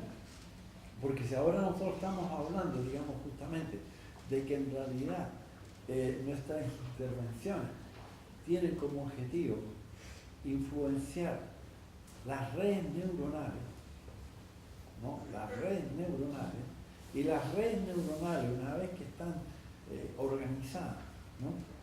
Les cuesta desorganizarse para volver a organizarse. Eso es el tema de Rafael, ¿no? Claro, una vez que, ¿no? El cambio es coherencia, permanencia en el tiempo, repetición en el tiempo, insumo, ¿no? Eso es importante. Eso es. En el tiempo y tiempo, por eso, claro. Sí, claro, por eso que con los que eligen hacer este trabajo, digamos, entre nosotros nos apoyamos y nos reconocemos. Somos los valientes de la época moderna, los que trabajan con la infancia traumatizada, ¿no es cierto?, en los diferentes ámbitos, son los valientes, los presentes de la época moderna. Eso lo tenemos claro. Y por eso que es importante el trabajo en equipo, porque solo digamos, no podemos, ¿no? Bueno, todo lo que te expliqué en mi respuesta está aquí, ¿no es cierto? Está aquí de alguna manera sistematizado. Como me queda media hora y tengo 50 presentaciones más, lo vamos a lograr un poquito, ¿no? Bueno, esto no lo dejamos porque es una sistematización de los trastornos, digamos, que la traumaterapia, ¿no? Y esto van a volver a tocar, los trastornos de apego, los trastornos traumáticos, luego de las memorias traumáticas, trastornos del desarrollo y del crecimiento, de la resiliencia, son todos lo que vamos a llamar trastornos traumáticos neurodesarrollo, ¿no? Bueno, esto también, ¿no? Esto son los niveles de acción, ¿no? Un tratamiento psicotraumaterapéutico, ¿no es cierto?, con una gran digamos, espacio a la creatividad y a la integración de todo lo que sirve, ¿no? Todo lo que sirve, ¿no? El tratamiento médico psicofarmacológico, claro, la psicofarmacología, perdóname que soy a veces exagerado yo, o sea, no me paso, pero no importa, usted me perdona. La industria farmacéutica son gases, son cabrones, están dueños, digamos, del fascismo financiero, la industria farmacéutica, ¿no? Pero la investigación que se está haciendo sobre la psicofarmacología tiene mucho valor, ¿no? Gracias a la neurociencia, ¿no? Gracias a la neurociencia tenemos productos que bajan la ansiedad de los chiquillos, ¿no es cierto? La baja la ansiedad y un buen psiquiatra que conoce, ¿no? El buen psiquiatra, por ejemplo, ¿no es cierto, Rafa? Los que sabemos trabajar con la risperidona, que era el más, ¿no? Que trabajamos durante un tiempo con la risperidona para bajar la ansiedad. Los que ahora trabajamos con el Abilify, ¿no sé, que tenemos buenos resultados. Y otros, digamos, tenemos que conocer el producto y tenemos que saber que el buen medicamento es el que da el resultado esperado. Y cuando no da el resultado esperado, tenemos que buscar la dosis adecuada y cuando con la dosis que creemos adecuada no da el resultado hay que cambiar de molécula, porque la complejidad del funcionamiento cerebral por la multiplicidad de neurotransmisores es tan grande que tenemos que modificar la medicación. Por lo tanto, un equipo que trabaja en este campo tiene que tener asociado, ¿no es cierto?, una persona que sepa manejar la psicofarmacología, porque es un instrumento fundamental. Todos los inhibidores de la recaptación de la serotonina, digamos que son un abanico enorme. ¿Por qué? Porque estos chiquillos tienen, todos los que tienen, sobre todo trauma temprano, trauma acumulativo complejo, tienen un trastorno de ansiedad, pero con mayúsculas, no es un trastorno de ansiedad, ¿no? Y todos tienen una sensación de desamparo interiorizado, digamos, que es un estado de depresión que no es endógena, reactiva, es porque siempre han vivido una situación de un límite catastrofal. Por lo tanto, si uno puede subir la serotonina, digamos, ¿no?, también es interesante, ¿no es cierto? O sea, lo que quiero decirle, digamos, de que la psicofarmacología es útil, ¿no? Pero claro, no es, ¿no? Si ustedes me pueden decir, ¿y el trastorno de déficit atencional, TDAH? Bueno, depende. O sea, el TDAH a veces es mejor darle un medicamento que controle un poco los trastornos atencionales para que el chiquillo funcione un poco mejor en la escuela y para que no lo echen, para que no lo excluyan, ¿no? Pero que, digamos, pero detrás, hay que ver qué es lo que hay detrás del trastorno de déficit atencional, porque el trastorno de déficit atencional es un mecanismo de defensa frente a la experiencia, al ambiente traumatogénico en la familia o en la escuela o en la manifestación, digamos, del trauma temprano. Por lo tanto, no es en el modelo descriptivo poner trastorno de déficit atencional con hiperactividad es fácil, ¿no? Le pasas la lista de los indicadores y, ¿no? Todos tienen un poquito de déficit atencional porque, claro, además en el contexto en que viven, la sobreestimulación, el tema de las pantallas, el tema, ¿no? Pero lo importante, digamos, es que no hay que despreciar los medicamentos. Si tienen dolor de cabeza, ustedes no van a privarse de tomarse un paracetamol. ¿No? Si yo tengo un síntoma, ¿no? Y ese síntoma me impide al chiquillo tener una mejor adaptación, tenemos que, digamos, a veces pasar por ahí, hay que pasar por ahí, ¿no? Pero siempre y cuando pensando en qué otro tipo de intervenciones se pueden hacer, ¿no? El apoyo socioeducativo terapéutico, lo que llamaba el PETI, o las intervenciones comunitarias en red, eso es la traumaterapia sistémica. Eso lo vamos a dejar porque eso lo van a ver con más lucidez, digamos, para pasar a esta otra, a la próxima transparencia. ¿Ves? Como voy aquí en el ordenador. También así mismo. Aquí.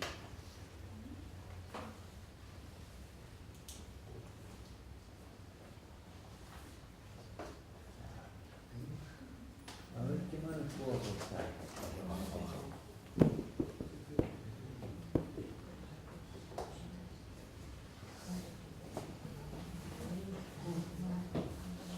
¿Qué más les puedo aportar? Bueno, solamente, o sea, un acercamiento al concepto, digamos, ¿no? Es decir, cuando hablamos de buenos tratos infantiles, son el resultado de las capacidades del mundo adulto proporcionadas a la infancia. Estos elementos que son básicos e imprescindibles para asegurar el neurodesarrollo y desarrollo sano de la personalidad. Afectividad, cuidado, estimulación, protección, educación, socialización, recursos resilientes. Eso es buenos tratos, lo definimos en términos de operacionales. Esto es buenos tratos. Ahora, por supuesto, que nos falta aquí la alimentación sana, no la alimentación chatarra, ¿no? La nutrición, ¿no? Falta ahí agregarla, por supuesto, y nos falta también crear una circularidad entre todos estos insumos, porque la educación, digamos, comienza con los cuidados, ¿no? Para la satisfacción de las necesidades básicas, ¿no? Es decir, la educación no es solamente que el niño interiorice normas, ¿no? La educación es que el niño, digamos, tenga capacidad de autocontrol, de autorregularse a nivel, por ejemplo, sensorial y emocional. ¿Y cómo se regula un niño? ¿Cómo se integra la regulación sensorial, sensorio-emocional? ¿No? A través de la satisfacción de sus necesidades. La educación comienza con el recién nacido, ya en la vía intrauterina, pero ya, no lo compliquemos tanto. El recién nacido cuando está llorando, ¿no? Y la mamá llora porque no tiene otra, lo único que tiene en ese momento es un estado de desregulación que le produce malestar, un malestar. Y él no sabe que está llorando porque tiene hambre o porque tiene frío, porque está meado, ¿no? Porque necesita, digamos, que lo miren, que le ofrezcan holding, ¿no? O que lo toman en brazos, ¿no? Él expresa, digamos, un estado de desregulación, ¿no? A través de una comunicación que le es accesible, que es el chillido, que es el llanto, ¿no? Y claro, si encuentra una madre, una figura de apego, un cuidador suficientemente competente, ¿no es cierto? ¿Qué es lo que hace el cuidador? ¿No? Tiene capacidad de reflexión, decir qué le pasa a mi niño, qué le pasa a este niño, y entonces le da una respuesta. Y es la respuesta la que le va a ayudar, ¿no es cierto?, a integrar de que hay una fuerza externa capaz de ayudarle a autorregularse. Y es a través de la mente del otro el que le permite desarrollar su propia mente, es decir, integrar de que la autorregulación es posible. Y entonces, claro, el niño que chillaba al principio, con una cuidadora que le ofrece una respuesta a su desregulación, ¿no? A su regulación le va a permitir, ¿no? Poquito a poquito integrar recursos de autorregulación, o sea, redes neuronales que le van a permitir, ¿no es cierto?, el desarrollo de esa capacidad de autorregulación. Eso es para las necesidades básicas, ¿no es cierto? El primer elemento, digamos, educativo es cómo cuidados, ¿no? Cómo los cuidados de alguna manera permiten la integración de esa capacidad autorregulatoria de las sensaciones, de la sensorialidad y de la emoción. Después ya viene el cómo educamos la conducta. ¿A qué edad comenzamos a educar conducta? Porque a un bebito que está llorando de hambre, usted no le regulan la conducta diciéndole cállate porque estoy cansado. Porque el bebito ni siquiera le hace un gesto, tiene que seguir chillando. Ni siquiera puede levantar el dedo. No tiene. ¿Ah? Pero ¿a qué edad tenemos impacto en la conducta de un bebé?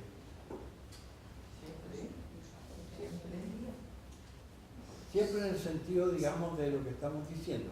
Porque al satisfacer la necesidad, modulamos la conducta, pero la modulación de la conducta el lenguaje, el desarrollo del lenguaje, cuando empieza a partir, ¿cuándo empieza? Sobre el año y medio, los 2 años con el lenguaje, el latido, antes, a los 8 meses, Bien. empieza a extrañar. 8 meses. Cuando el niño se da cuenta de que tiene movilidad, cuando se da vuelta y empieza a gatear. ¿No? Por ejemplo, cuando tiene movilidad empieza a gatearse. Entonces, explorar, cuando empieza, ¿no es cierto? En ese momento, ¿qué es lo que hay que hacer?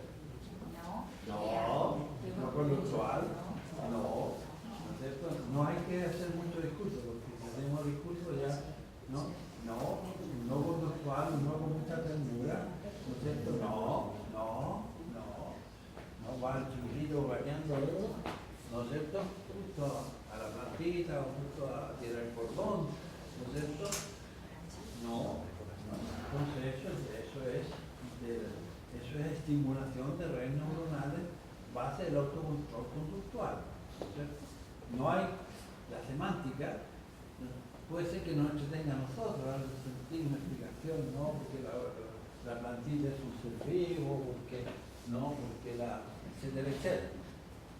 Bueno, pero no. O sea, el no conductual, el no tierno, no. Ya al añito, como decíamos recién, al añito uno puede decir un no con discurso, ¿ah? Un no explicativo, porque ya tiene, si es un niño bien tratado, ese no, digamos, puede tener una explicación que le dé sentido al no. No porque los animalitos sufren, no porque le duele, no porque te vas a hacer pupa, no porque no por esto. Ya empezamos a darle sentido al límite, ¿no? Y empieza entonces la educación ya con más normativa y el uso de la palabra, lo que se va a amplificar más, digamos, hacia a los 18 meses cuando empieza a emerger el lenguaje verbal, el lenguaje comprensivo, ¿no es cierto? Eso es muy importante y por lo tanto, ahora el gran desafío, esto que estoy diciendo está muy influenciado por la cultura, por los contextos, ¿no es cierto? Y entonces, claro, por un lado y por el tema de la socialización de género, por otro lado, a las mamás les cuesta mucho más, digamos, poner el límite a los hombres, ¿no? Las mamás generalmente muchas veces, ¿no es cierto?, por su propia historia y por la influencia de la cultura, piden las cosas por favor, ¿no? Piden las cosas por favor. Y en cambio, digamos, los chiquitos no necesitan el por favor, porque si tú les pides las cosas por favor, de alguna manera tú incluso es una paradoja, ¿no? Por favor, si quieres me hace el favor y él no me lo hace, ¿ah? Por favor, o el ruego, ¿no? El tema, digamos, de acompañamiento de las mamás, ¿no es cierto?, en grupo, ¿no? Muchas veces pasa por eso de ayudarla a empoderarse, digamos, ¿no? Que tienen digamos, competencia, que desarrollen competencia, digamos, porque son las que tienen más competencia, porque ellas han pasado por lo que pasó el chiquillo y por lo tanto, digamos, de alguna manera apoyar ese empoderamiento, ¿no? La diferencia que hacemos entre educación y socialización, ¿no? Tiene mucho que ver con esto de que la educación es justamente lograr que el chiquillo tenga la capacidad de ser libre en relación a su emocionalidad, a su conducta, digamos, a sus modelos relacionales, y la socialización, el respeto a las normas, el respeto de sí mismo, a los demás, y la socialización tiene mucho más que ver, como lo usamos aquí, con las narrativas, ¿no? Tiene que ver con el tema de la construcción de la identidad, ¿no? ¿sí? Con las narrativas familiares, con las narrativas de la familia del padre, de la madre, ¿no? Y ustedes saben que mientras más traumatizada sea la historia de una familia, más trastornos existen en la transmisión de las narrativas, ¿no? El tema de los secretos, el tema de los mitos, el tema de las mentiras, el tema de cosas que son, ¿no? ¿No? Y por lo tanto, una parte de la traumaterapia también va, o de los buenos tratos, está tratar de contribuir, digamos, a que el proceso de socialización sea lo más verídico posible, verídico entre comillas, ¿no? Se acerque lo más posible a lo vivido, ¿no? A la realidad, digamos, ¿no? Y en ese sentido también lo que es la construcción de narrativas que sean, digamos, lo más cercana a la experiencia, porque claro, es terrible. Lo que refuerza el trauma es la incongruencia, ¿no? Es mucho más dañino un secreto que el contenido del secreto, ¿no? ¿No? Aunque a veces la opción es no le contemos a los niños o a las niñas, ¿no es cierto? Porque que no sepa que su genitor es su tío, ¿no es cierto? Porque le va a hacer sufrir.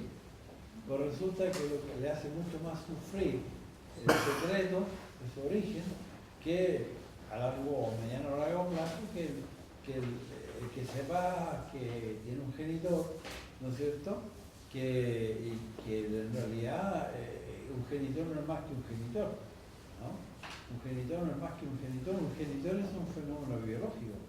El genitor es el que usa el espermatozoide, ¿no es cierto? Y el resto es un niño, ¿no? Y el óvulo, por supuesto, porque el niño es el artífice de su propio destino. O sea, nosotros trabajamos mucho, ¿no? Tiene mucho que ver. ¿Por qué? Porque claro, el niño no tiene ningún control quiénes son sus genitores. No tiene ningún control. Él puede tener control si tiene el acompañamiento suficiente de calidad, ¿no es cierto? Lo que va a hacer con su vida, tener una singularidad que es, digamos, tener un genitor que puede ser un violador. Y las familias africanas, digamos, sobrevivientes de los genocidios, que hemos acompañado mucho en el proyecto en Bélgica, nos han enseñado mucho en esto. Ella por cultura tribal, etcétera, etcétera, digamos, para ella el origen del genitor no es el tema lo importante es su cría. Eso es lo que es importante, es su cría, digamos. Entonces, y eso nos ha ayudado mucho a relativizar, ¿no es cierto?, desde que es digamos, el origen del genitor o la genitora la que determina la historia de vida de la persona, digamos. Permite, digamos, incluso en nuestras intervenciones. Si no estoy muy claro me lo pueden preguntar, porque ¿no? Bueno, todos los buenos tratos, esto ya lo dijimos delante, ¿no es cierto? Nuestras intervenciones tienen que ser basadas en buenos tratos, ¿no es cierto? Porque es lo que permite la reparación de la mente, ¿no? Incluso la reparación de la estructura celular, ¿no es cierto? ¿Por qué necesitan ser bien tratados los niños? Tiene que ver mucho que ver con su inmadurez, con su ¿cómo se llama?, con su vulnerabilidad, con su dependencia, ¿no es cierto? Por lo tanto, responsabilidad del adulto, de los adultos de tratar bien a sus crías, ¿no? Porque esa es la garantía del desarrollo sano y del cerebro y la mente. ¿Se imaginan ustedes que en las políticas públicas los políticos lo lograron convencer de esta idea y de que los presupuestos o el programa, digamos, político, la infancia fuera el primer, lo más importante, lo que se hace con la infancia? ¿Cómo cambiaría el mundo? ¿Cómo cambiaría el mundo? ¿Ya? A lo mejor necesitamos, digamos, un gobierno de mujeres, vas a ver, ¿no? ¿Has leído el libro de la Gioconda Belli? ¿Las que son mujeres aquí, Gioconda Belli? El país de las mujeres, ¿quién lo leyó? ¿No? ¿Te gustó, no?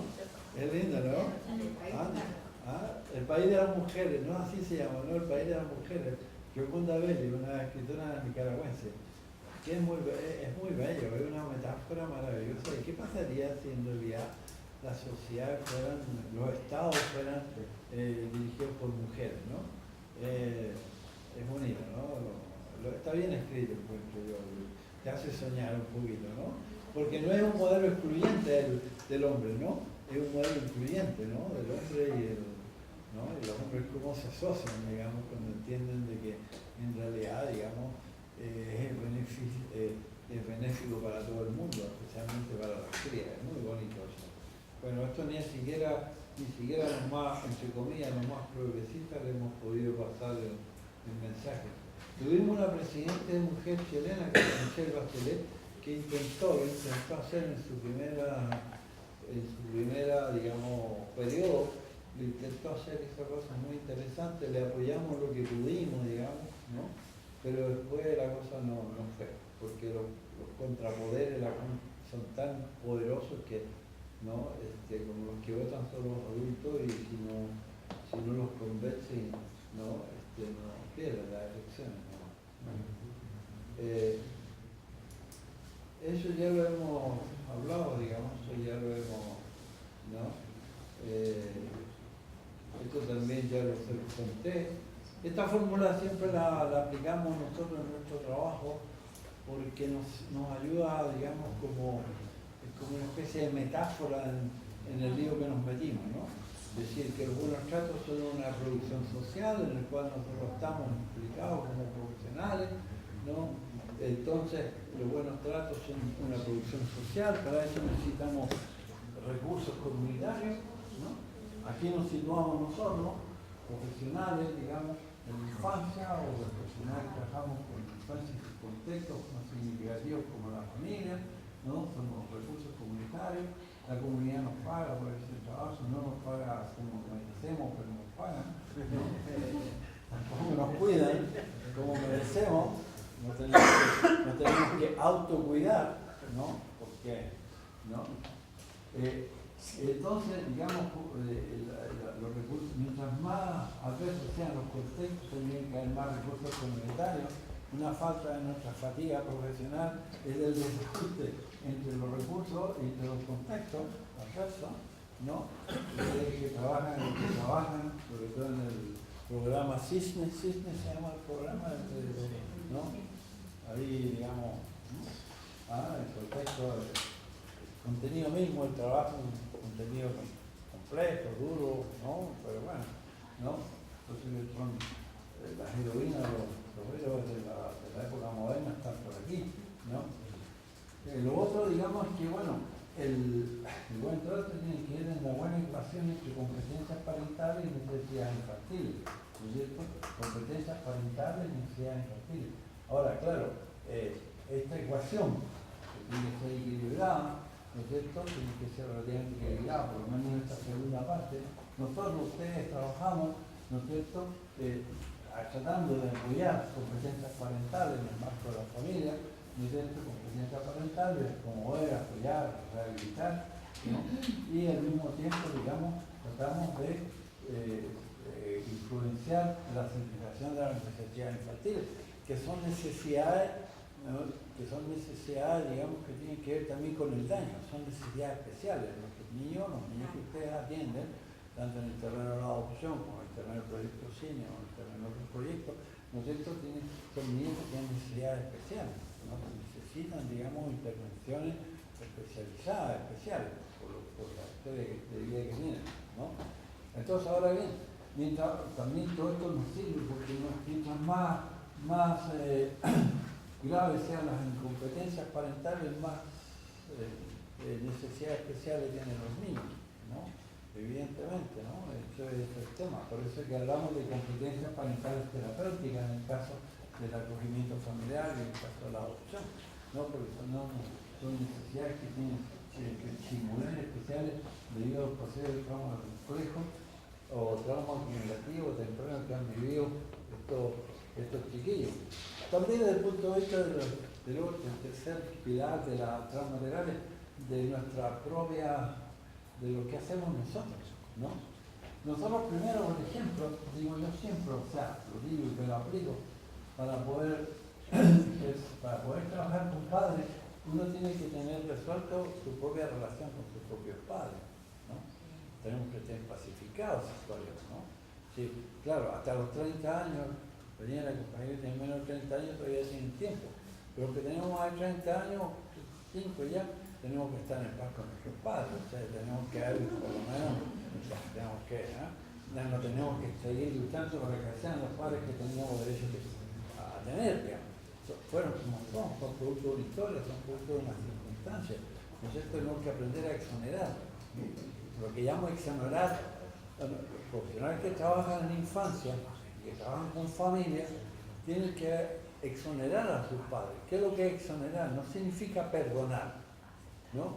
Perdonar, si ustedes perdonan, ustedes traicionan al niño o a la niña que vivió los errores, el dolor, el sufrimiento, la injusticia, de todos los enredos, ¿no es cierto?, del ejercicio de la parentalidad de nuestros genitores y progenitores, ¿no? Exonerar significa poner a los padres en su contexto, ¿no? Su contexto, no pueden ser de otra manera, o sea, si hubiesen podido lo habrían hecho, ¿no?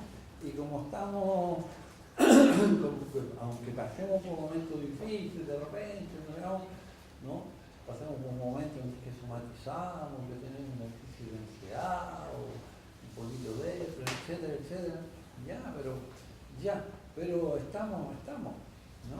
Estamos a decir que ellos tuvieron una suficiente competencia, digamos, para poder permitir que seamos lo que somos, por lo tanto tienen derecho a la exoneración, ¿no? Pero no traicionemos al niño, lo llevamos todos dentro de la niña, porque si no, ¿no? Entonces exoneremos, tomémonos, ¿no? Y porque además ustedes saben que la inversión de roles se produce, no sé, cuando empieza a tener 40, 40 años, 35, 40, depende, tiene que prepararse para cuidar a sus papás. Hay una inversión de roles. Es mejor cuidar a los exonerados que cuidarlos sin exonerarlos, porque ahí no puede dar, no puede empezar a tratar mal. Porque, ¿ya? Entonces, claro, lo que nos ayuda justamente, ¿no? Es el tema de la resiliencia. La resiliencia, claro, para ustedes, para mí, que son profesionales en este campo, ¿no es cierto? La incompetencia parental, ¿no? La incompetencia, los niveles de incompetencia parental que hubieran podido tener nuestros padres, nuestras madres, de alguna manera no fue compensada por los factores de resiliencia que conocemos. Todos tuvimos tutores de resiliencia en la escuela, en el barrio, ¿no es cierto? En el barrio, algunos son identificables, otros no. En la iglesia no, porque está muy desprestigiada la cosa. Antes que pasara antes que supiéramos lo que estamos sabiendo, a lo mejor considerábamos que el cura de la parroquia era un tutor de resiliencia. Hoy día nos ponemos, ¿qué estaría haciendo mientras el tutor de resiliencia? No está muy claro, ¿no? Pero claro, la experiencia de resiliencia que hemos tenido por niños, digamos, es lo mismo que quisieron para los niños y las niñas con el cual trabajamos, ¿no? Y ser aquí tutores de resiliencia que podemos de alguna manera introducirnos ahí para, digamos, mediar el desequilibrio entre la incompetencia parental y las necesidades de los chavales, ¿no? O sea, asumir que así como nosotros tuvimos tutores de resiliencia, nosotros somos tutores o tutoras de resiliencia, aunque no lo tengamos exclusivamente así. En mi pueblo donde yo me crié, éramos los barudis, éramos 9 barudis, o sea, 9 barudis desde que a mis padres, no sé, que las arreglan para tener un hijo cada año, o sea que la diferencia de años nosotros era, ¿no? Entonces, claro, pues si no fuera por el barrio, por los tíos y las tías que teníamos, que eran los vecinos de la calle y todo esto, digamos, pudimos salir adelante y ser lo que somos todos, digamos. En ninguno, hay uno un poquito más difícil, algunos de mis hermanos son muy simpáticos, pero en general son buena gente, digamos, toda la familia es lo mismo. Es porque conocimos la resiliencia del barrio, nosotros, el barrio como factor de resiliencia, ¿no? El pueblo como factor de resiliencia, como contexto de resiliencia es muy importante, ¿no? Ahora, claro, nos toca más a los profesionales, la sociedad más moderna, postmoderna, nos toca más a los profesionales estar ahí, ¿no? Como factores de resiliencia, porque además, si nosotros consideramos el otro parte de la ecuación que son después voy a ver aquí, las necesidades infantiles. Les recomiendo, búsquenlo en Félix López, ustedes lo conocen en Félix López, búsquenlo en el internet, el inventario de necesidades infantiles, lo más completo que existe, es muy interesante. Uno se da cuenta que en realidad nuestros padres también, nuestra mamá y nuestro papá, pues, que la tuvieron que currar, se tuvieron que satisfacer necesidades múltiples de los hijos, ¿no? Y que además son evolutivas, ¿no? Un bebé no tiene las mismas necesidades que un adolescente, o sea, ¿no? Por lo tanto uno también con eso tiene más empatía, más mentalización con los padres y las madres con los cuales uno trabaja, ¿no? Porque tienen que atender niños y niñas, digamos, que tienen múltiples necesidades, que además necesidades evolutivas, y además con qué ropa muchos de ellos, ¿no? Con qué ropa, con una historia de vida terrible, con qué han hecho incluso, ¿no? Uno de repente dice, lo decimos entre nosotros, ¿no? Lo increíble es que no se los comen a los hijos, no los matan. Hay algunos que van, pero no son la mano, ¿no? Porque es que cuando uno estudia el paradigma de la necesidad infantil, uno se da cuenta, digamos, del trabajo que significa. Entonces, claro, si usted la próxima vez que vayan a comer en la casa de los padres, lléveles un regalito. Acuérdense de esto y lléveles un regalito, digamos. ¿Ya? Ramos flores, no, un regalito, que sea más. Cuando hablamos de competencias parentales y buen trato, de eso estamos hablando. Ya les hablé un poquito delante, ¿no? Cuando les hablé de ¿no? Aquí ya está como más oficializado en esta transparencia, ¿no? La diferencia, en eso vamos a intentar afinar. No, aquí están, ¿no? Las capacidades parentales fundamentales. Esto cuando están dañados, aquí lo tenemos más complicado. Por lo tanto, es tan importante evaluar el apego adulto, utilizar todo lo que tenemos como instrumentos, tenemos que evaluar empatía parental, la guía de evaluación de competencias parentales que acompaña a la publicidad de los libros, los que llaman sus auditores. No vendo libros, ¿no? Pero compartimos a través de los libros. El libro que se llama Los desafíos invisibles de ser madre y padre, guía de evaluación de competencias parentales, ahí están todos, hay varios instrumentos para evaluar la empatía. Hay varios instrumentos para evaluar la empatía y es importante, ¿no? De poder evaluar la empatía, ¿no? Lo mismo que vamos ahora introducimos, porque no conocíamos el paradigma de la mentalización, pero yo creo que cuando venga la máquina les voy a hablar un poquito de esto, ¿no? Porque ahí están utilizando, elaborando, con José Luis, ustedes están elaborando instrumentos para evaluar la mentalización de los padres y las madres, ¿no es cierto? Eso ¿no? Claro, ahora, las habilidades parentales, ¿no? Las habilidades parentales son modelos de crianza, son modelos aprendidos, y aunque hoy día el uso del castigo físico está, digamos, de alguna manera considerado como una agresión, pero la cultura está tan impregnada, está tan dentro del fenómeno epigenético que todavía se sigue castigando físicamente a los niños para que sean buenos niños, no buenas niñas. Entonces también, si el problema está aquí, eso se puede trabajar, ¿no? Se puede trabajar de una forma educativa, terapéutica, ¿no es cierto?, a través de los grupos, etcétera, etcétera, ¿no es cierto? Y lo mismo la participación en redes sociales, esto, la habilidad para entrar en la capacidad de criar a los niños de la forma mejor, bien tratante posible, digamos, y la capacidad de participar en redes sociales.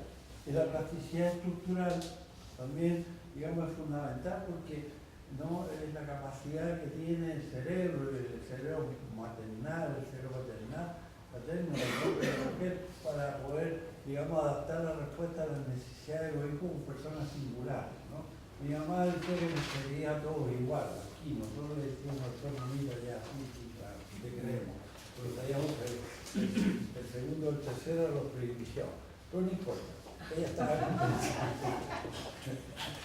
convencida que era, no, somos singulares, ¿no es cierto? Y lo importante es que las respuestas sean en relación a la singularidad de cada uno.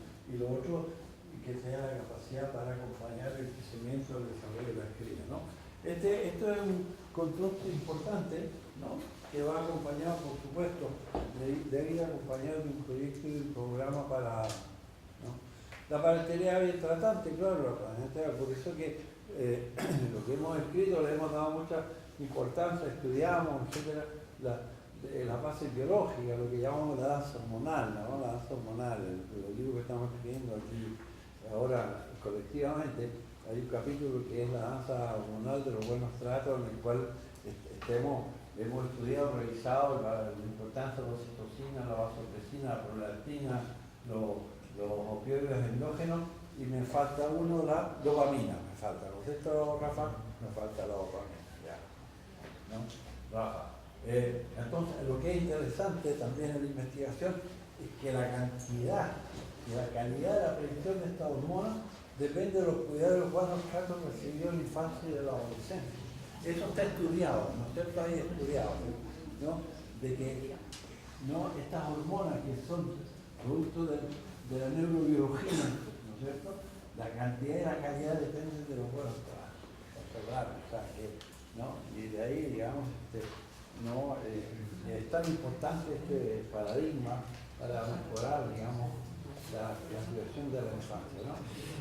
Bueno, estos son los fuentes de la parentalidad bien tratante, tenemos los factores biológicos, los recursos y las competencias parentales que se desarrollan en la historia de las familias, de cada uno de los padres y de las madres, tenemos, digamos, los modelos buenos tratos que existen en la cultura también, ¿no es cierto? Y tenemos la capacidad de resiliencia de los padres y de las madres, ¿no?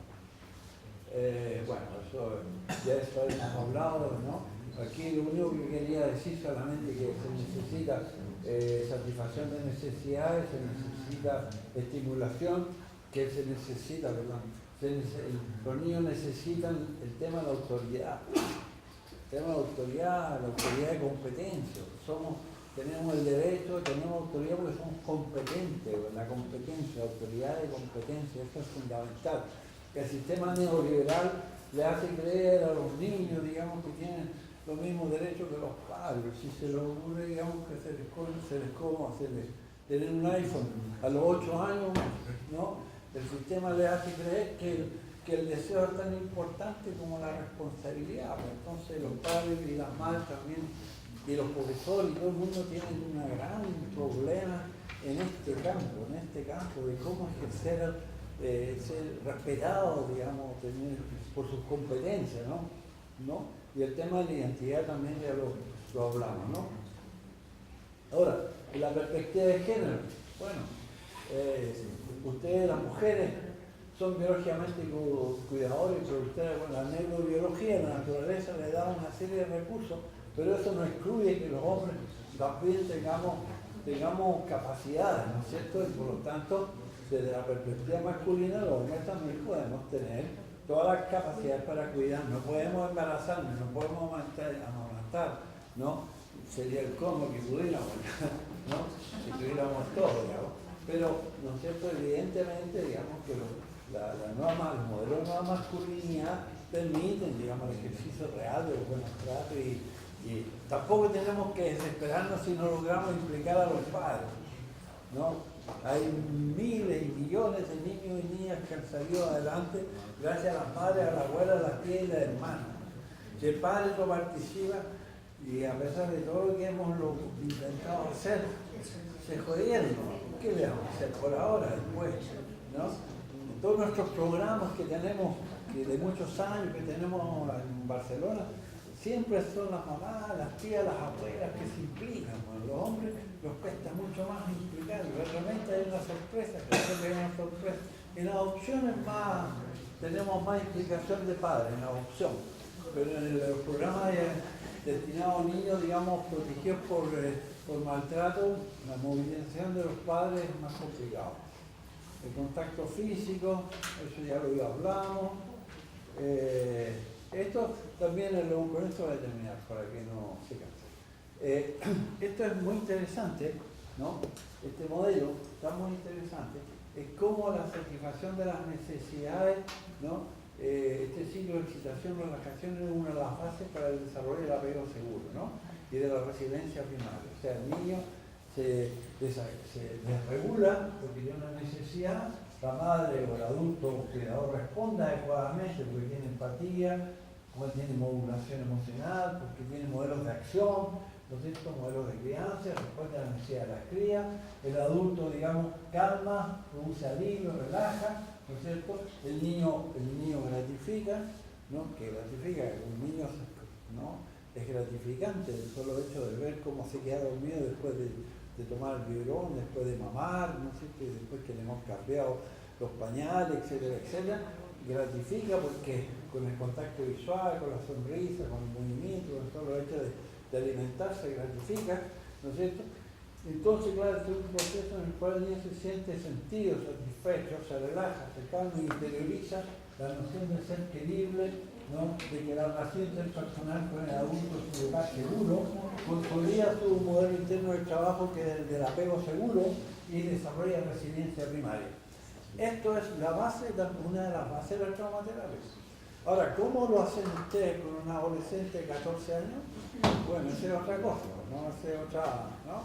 ¿Cómo lo hacemos para que el niño de 14 años que ya viene con una serie de trastornos y dificultades pueda, digamos, tener la sensación de sensible que la relación interpersonal con la terapeuta o con el equipo terapeuta es un lugar seguro? ¿Cómo podemos apoyarlo para que consolide un modelo interno de trabajo que tenga que ver con el apego seguro y cómo desarrolla resiliencia? Que es el gran desafío, ¿no? Ahora, el otro pilar de estos dos modelos es cuando nosotros empezamos, cuando el adulto inicia la interacción, ¿no? El adulto ofrece mensajes actuales de cariño, de ternura y de placer, ¿no? Eso es fundamental, ¿no es cierto? El niño responde, ¿no? Gratifica al adulto, el adulto inicia la dirección y todo eso refuerza el apego, el placer, la seguridad y la confianza, ¿no? Estos dos círculos son también la base de la intervención.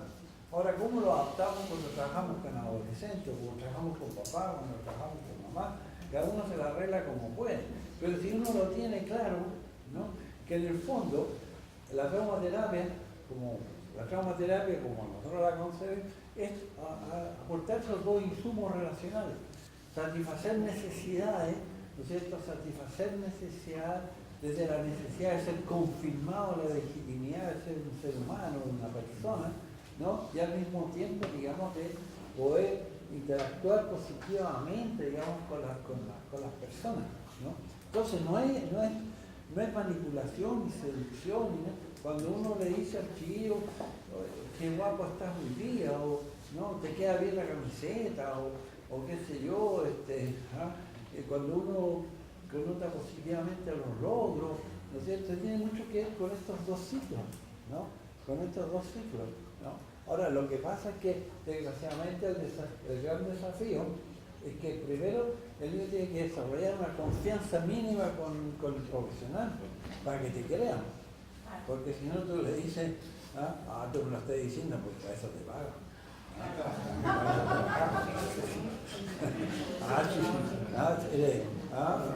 Después te vas para tu casa y te olvidas de mí. Eso es, ¿no? Eso. A ver, ¿qué más les quería? Bueno, eso ya. Luego la resiliencia ya se los hablé y me quería mostrarles yo para quedarme contento. Denme 5 minutitos. Que me quedaría contento si puedo hablarles de María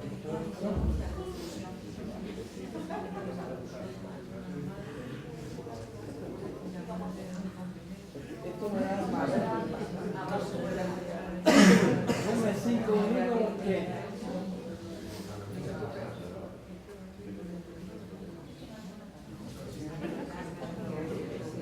denme 5 minutos. Bueno, esto ya lo resumimos. Esto fue un resumen, ¿no? Esto, ¿no? Todas las tareas. Entonces después lo van a tener ustedes como chuleta porque, ¿no? Y a lo mejor cuando lo vayan a leer se van a enojar conmigo. Porque todo esto es lo que tenemos que ofrecer, ¿no? Pero en esto tenemos que explicarnos, ¿no? En estos 6 niveles, por lo menos tenemos que intentar hacer algo, ¿no? Hacer algo. Cuando trabajamos con infancia y con estas condiciones, ¿no? Esto tenemos que facilitar la autorregulación, la inteligencia emocional, el altruismo, la experiencia personal y social, la función de oficina ejecutiva, que tenemos que de alguna manera estimular el cerebro social. Esto ya lo hablamos. Lo que queríamos, eso ya lo hablamos, ¿no? Esto quería hablar, ¿no? La práctica estudia, me gusta hablar de estupidez humana a mí. Porque claro, nos permite, digamos, por lo menos situarnos, digamos, ¿no? Establecer una frontera, ¿no? Son prácticas que hacen daño en la infancia, ¿no? Parecen cerebros carentes, ¿no? Son personas que son carentes de efecto, pero no hacen el esfuerzo de usarlo correctamente, ¿no? O sea, tienen dificultades, las prácticas son dañinas, digamos, etcétera, no empatizan, no mentalizan, ¿no? Y esto se lo voy a poner después para que lo reflexionen, ¿no? Para que además digan, ay, qué suerte que no estoy en esta manada, ¿no? Este es un ejemplo de estudio humano. ¿Ah? El Señor tiene que, ¿no? Tiene todas las escaleras, pero no, el tipo en vez de usar una, ¿no? Usa otra, ¿no? El costo, digamos, para la infancia, ¿no? El costo para la infancia está ahí, ¿no? Es doble, digamos, ¿no? De la burocracia y todo esto, ¿ah? La idea que esto también me gusta mostrarlo, ¿no? Muchas veces no sea, y no me quiero contagiar, o sea, esto es, ¿ah? Y esto es para nosotros, ¿no? Eso es para nosotros. No tenemos derecho, pero no tenemos, no queremos tener privilegio. Eso es, por ahora, ya. Ahora sí que me equivoco yo. Bueno. Estamos, el tiempo se acaba, ¿no? Sí, prontísimo, ¿no?